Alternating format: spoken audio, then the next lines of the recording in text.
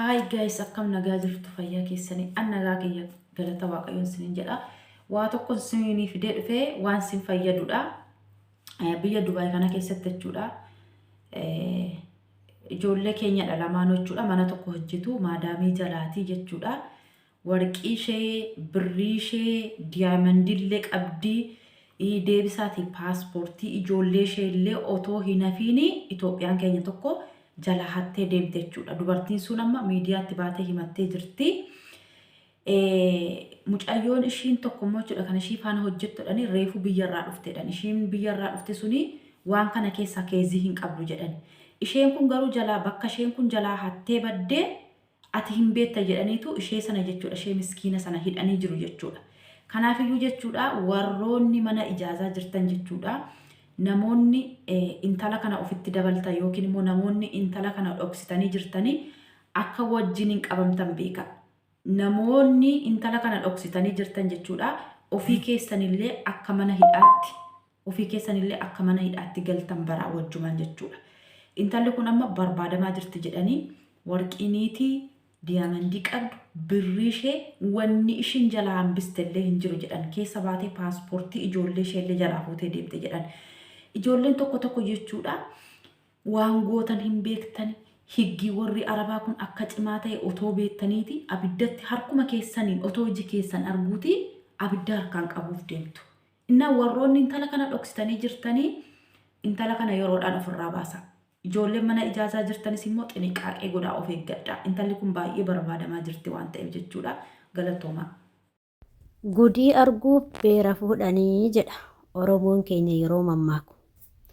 Ganaa agarraa yoo magarree miti. Ashamaa akkam jirtu hordoftoota kabajamtoota chaanaala kootii kan biyya keessaa kan biyya alaa bakka jirtanitti nageenyi waaqayyo isin haa baay'atu. Akkam jirtu ana obboleettiin keessa nagaa guutuu qaba galata waaqayyo. Isinis akka nagaa taatan abdii guutuu qaba jechaa egaa hordoftoota koo warroon immoo chaanaala kiyyaa faaraa taatan subscribe, share, like gochuudhaaniin nuccinaa jedhaa isiniin jedhaa. Innaa warri immoo ta'aa jirtan galatoomaa isin jedha. Egaa maaliif qabattee dhufte jechuun keessan yeroo akkuma viidiyoo dura argitan irratti hojjettuun nama lama ta'anii osoo hojjetanuu hojjettu isaan lachuuyyuu Itoophiyaa keenya jechuudha. Itoophiyaa keenya ta'anii osoo hojjechaa jiraniyyuu tan isheen takka aaddisii reef biyyarraa dhufte jechuudha. Takka immoo duruma hojjettee jechuudha. Duruma biyya Dubaay keessa turte jechuudha. Hojjettoonni tolachuuyyuu Dubaay jechuudha. Annaa hojjettuun isheen duraa suni warqii jettee daayimandii jettee paaspoortii ijoollee madaama ishee jettee waan isheen qabdu hunda guurrattee qarshii jettee guurrattee baddee fudhattee baddee jechuudha. Kan aaddisii dhufte sun immoo biyyarraa ishii qabanii sababa san immoo ishii wanti beektu hin jirtu waan ta'eef ishii sababa isheetiin hidhanii jiru jechuudha. Tun immoo baddee fudhatteeti egaa ammaa immoo soqamaa jirteedhanii barbaadamaa jirteedhanii warroonni immoo akkasuma immoo awwaaltanii jirtanii miciyyoon barbaadamaa jirti galakkisaa jedhaan jechaa jiran. Inna waan baay'ee nama gaddisiisudha jechuudha. Ijoolleen keenya qufaniitu immoo amma warqii nama jalaa hatanii deemuu qaban jechuudha. Ajaa'ibaa barre. Akkuma dura isiniin jenne xannachuma tokkotu foon hunda ajeessadha. Amma waanuma takkitti sungooteef Itoophiyaa mana deema maqaan badaa jechuudha beektanii.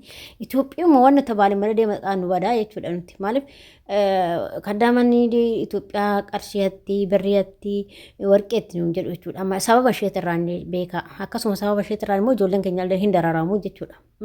Kan bakka baatee ishiin beekne har'a maqaa namaa balleessite jechuudha. Dhugaa rabbii dubbachuuf kan kaayyoon qabnetu akka itti maqaa namaa balleessaa biyyallee maqaa balleessite jechuudha kan akkanaatu. Innaa sababa saniin kun amma miciyyoon tuni hidhamtee jirti jechuudha. Miskiin irree biyyarraa dhufte sababa miciyyoo kanaatiif jechuudha. Maaliif akkuma tokkotti nu ilaalu waan ta'eef keessattuu Itoophiyaa akkuma tokkotti ilaalu garaagarummaa hin qabnu waan ta'eef. Innaa maal jechuu barbaade adaraa keessan of eeggannoo godhaayi. Aduma dhugaa rabbii dubbachuudhaaf seerri biyya kamiitiyyuu sirratti cimaadha. Yoo Itoophiyaa bichaa ta'e malee Itoophiyaa bichaatti seerri akkasa malee biyyoota gurguddatanis ta'e arabas ta'e hundisaa seerri cimaadha. Eessayyuu bahuu hin dandeessu waan tokko gooteyyuu bahuu hin dandeessu. Tun amma galuus hin dandeessu abadan galuu hin dandeessu jechuudha waan fe'ee yoo ta'e osuma fudhatteetu dhabamte ta'e galuu hin dandeessu jechuudha. Yoo baharraan galti malee galuu hin dandeessu jechuudha. Hin qabamti jechuudha. Bakkumatti qabamti hin qabamti ishee akka biyya keenyas se'anii isaanii jechuudha waan hin beekne malee biyya ormaatti waayis gootee moobaayilii hattee waan barbaadatte hin qabamtaa osoo waan feetee jalaa hin baatu jechuudha. Micoon kun immoo ammaa qabamee miidiyaa irratti ol darbama. Eegaa isin jedha. Kanaaf immoo of eeggannoo cimaa godhachuu qabdanii obboloota koo hundi keessaniyyuu nuti kan baaneef kaayyoon keenya hojjetannee gara biyya keenyaa gallee of jijjiirree maatii keenya jijjiirree akkasuma rakkattoota gargaarree biyya keenya galuun malee waan namaatti fayyadamu waan namaa hatuuf himate jechuudha. Maaliif waaqayyoon kama kee hojjettu dafqa kee waaqayyoon isuma burkinnaa keessa si hawwise jechuudha. Yoo warqiis barbaadde yoo waan barbaadde iyyuu godhatte kan keetitu sii bareeda jechuudha. Inni immoo warqii dhiste waan gochuu barbaaddeef taanaan inuma goota jechuudha. Gaafa abdii godhattee kaayyoo qabaatte waan barbaadde bitachuu dandeessa. Haga kan namaa si hawwisiisu jechuudha. Hojjettee yoo jettee waan fayyaa qabduuf warqii dhiste waan barbaadde beellaa barbaadde jaarsisuu dandeessa, bituu dandeessa, waan barbaadde jechuudha. Kanaaf immoo warqii wannaa jettee warqii jettee lubbuu kee of gurgurtee jechuudha. Odoo si arganii lubbuma ta'e ajjeesu jechuudha isaan sani. Maaliif hattuun akkasuma biyya ormaa tettee jechuudha. Hatti jalaa ba'uun hin jiru abadan. Innaa kanaaf immoo kaayyoo qabaachuudhaa fi karoora qabaachuudha malee warqii kanas hanna ishii caarsisu fayyaa qabdii biyya ormaa keessatti dalagattee bitachuu hin dandeessu. Waan barbaadde bitachuu hin dandeessu jechuudha. Maaliif erga waaqayyoo fayyaa namaa kenneen booda waanuma tokko dharraaniyyuu hin jiru jechuudha. Dhugaa isiniin jedha wanti yaa rabbii koo fayyaa qofa kan wanti kadhannu malee waanumti nuti hin hojjennu hin jiru waan nu goonu hin jiru jechuudha. Maaliif yeroo duraanii dubartii hojjettee waa gochuu hin dandeessu harkuma dhiiraa eeggatteera. Amma hoo dhiiratu harka keenya eeggate malee nuti harka dhiiraan eeggannu jechuudha. Kanaaf maaliif fayyaa qabna hojjennee waan barbaadne gochuu dandeenya jechuudha. Dubartii waan barbaadde hojjettee jiraachisuu dandeessi jechuudha.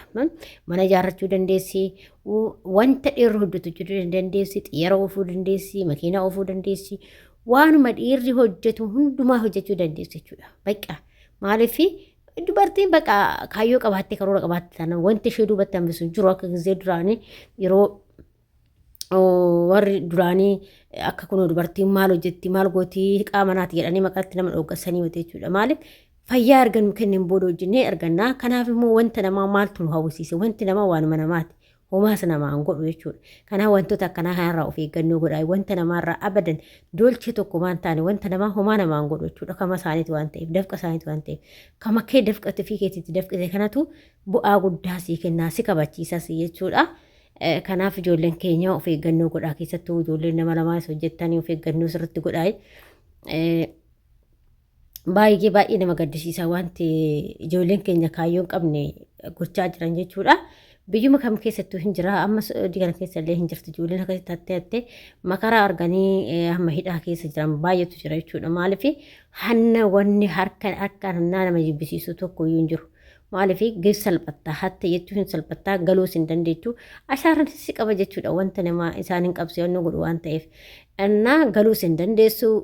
Hidhaa keessa teechaa yookiin iddoo si arganii si ajjeesuu danda'uun beekamu kuni. Kanaaf immoo wanta namaa irraa adiraa keessa dhufi gadhaa. Waan siin godhu wanti namaa waanuma namaati. Waanuma dafqa keetiin hojjetu kanatu irra siif gaariidha jechuudha. Itti gammaddalleedha waan dafqa keetiin hojjetu kana immoo sirriitti itti gammaddaa jechuudha. Kanaaf of eeggannoo cimaa godhaa obboloota koo hundi keessaniyyuu bakka jirtanitti waaqayyo sinaa eeguu isiniin jechuu jaaladha. Maaliif nuti akka itti baanu beekna malee akka itti gallu hin beeknu. Waan taanus hin beeknu waaqayyo kadhanneetuma nagaan biyya keenyatti nu galchine waaqayyo kadhachuudha malee dafqa namaa takkaallee abada sumunii garaa qaawwaa hin feenu jechuudha. Dhugaa rabbachuuf bakka ijoolleen kaayyoo qabdu hin feetu jechuudha. Kama ofii kana keenyayyuu dafqa kana namatu nyaataan nuti maal goona kan dafqa namaatirraa jechuudha. Maaliif hojjetan dafqinee finne jechuudha. Itti dadhabnee itti fatamnee itti jibbamnee finne waan ta'eef isaanuu dafqa keenya nyaachaa jiru. Nuti dafqa namaarraa hin goona. Maaliif dafqi namaa immoo egeruunis hin gahu iddoo guddaanis hin gahu. Waanuma ofii keetii hojjette kanatu iddoo guddaadha si gahaa jechuudha. Fakkeenyaaf waan hojjechuu barbaaddu si hojjechuu barbaadde kan kee kana yoo isuma xiqqoo kana hojjettu kanaanii waaqayyo keetti kadhatte isumatu birkinnaa keessa sii dhufa. Isumatu immoo isatti gammaddasi isumatu bu'aa gaariillee sii qabaa isatti gammaddalleedha. Wanti namaa immoo daaruma si harkaa taalleedha faayidaa tokkollee hin qabachu. Kanaaf immoo of eeggannoo cimaa sin barbaachisaa. Keessattuu ijoolleen haarawaa dhuftan adiraa keessa waanuma namaa ijaa ol jettanii ilaalina.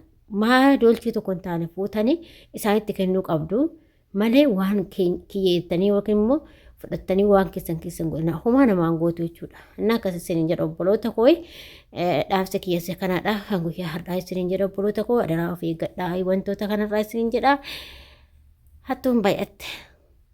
Amma akkasii siin jedha warroon immoo chaanala kiyyaa faaraa taatan sabskraayibii gochuudhaan maamila keenya ta'a.